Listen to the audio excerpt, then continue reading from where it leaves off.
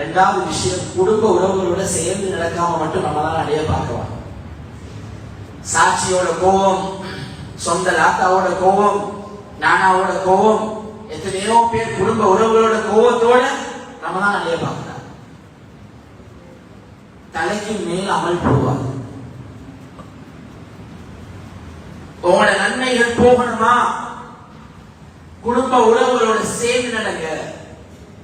10 வருஷம் பேசி, 8 வருஷம் சொந்த நானாவோட பேசி, சாட்சியோட உம்மாட தங்கச்சியோட பேசி, எத்தனையோ வருஷம் இல்ல நான் பேசுறதுக்கு தயார் இல்ல.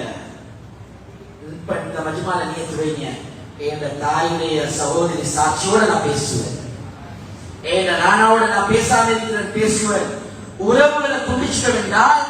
நாளைக்கு அல்லாஹ் அர்ஷ்ல முஅல்லகத்துன் பில் அர்ஷ், அர்ஷோட கொடிக்கொண்டிருக்கும் சிறப்பு ரஹீம் அல்லாஹ் கிட்ட வாதிடும், யா அல்லாஹ் இவர் உலகத்தில் என்ன துண்டிச்சாரு, நீயும் உன்னோட ரஹ்மத்தை துண்டிச்சிருக்காங்க.